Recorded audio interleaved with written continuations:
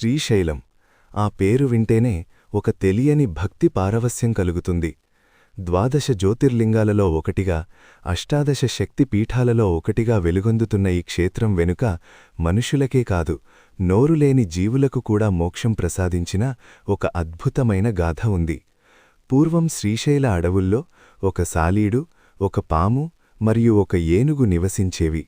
ఈ మూడు జీవులు పరమశివభక్తులు. కాని వాటి భక్తి మార్గాలు మాత్రం వేరువేరుగా ఉండేవి. ఆ అడవిలో ఉన్న శివలింగానికి ఎండ తగలకుండా, వాన కురవకుండా సాలీడు తన నోటి నూలుపోగులతో ఒక అందమైన వలను అల్లి మంటపంలా ఏర్పాటు చేసేది. నా స్వామికి ఎండ తగలకూడదు అన్నదే దాని ఆరాటం. అదే సమయంలో ఒక పాము ప్రతిరోజూ పాతాళగంగ నుండి అత్యంత విలువైన నాగమణిని తన నోటితో తెచ్చి స్వామివారికి కానుకగా సమర్పించేది. ఇక ఏనుగు భక్తి మరోలా ఉండేది. అది ప్రతిరోజూ పాతాళగంగకు వెళ్లి తన తుండంతో నీటిని నింపుకుని వచ్చి స్వామికి భక్తితో అభిషేకం చేసేది. అలాగే అడవిలోని తాజా పూలను తెచ్చి స్వామిపై వేసేది.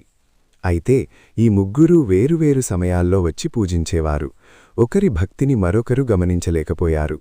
ఏనుగు వచ్చి అభిషేకం చేసేటప్పుడు సాలీడు అల్లిన వలను అది మురికిగా భావించి తుండంతో తుడిచేసేది. సాలీడు తిరిగి వచ్చి ఎవరో తన మంటపాన్ని పాడు చేశారని బాధపడుతూ మళ్లీ అల్లేది. పాము వచ్చి చూస్తే ఏనుగు తెచ్చిన ఆకులు, పూలు లింగంపై ఉండేవి. తన నాగమణిని ఎవరో పక్కకు నెట్టేసినట్లు అనిపించి కోపగించుకునేది. ఒకరోజు ఈ ఘర్షణ పతాక స్థాయికి చేరింది. ఏనుగు నీటితో వలను పాడుచేస్తుంటే చూసిన సాలీడు తట్టుకోలేక ఏనుగు తుండంలోకి దూరి లోపల కుట్టడం మొదలుపెట్టింది. ఆ నొప్పి భరించలేక ఏనుగు గీపెట్టుతూ తన తుండాన్ని నేలకేసి కొట్టింది. అదే సమయంలో అక్కడ ఉన్న పాము కూడా ఏనుగు కాలును చుట్టేసింది.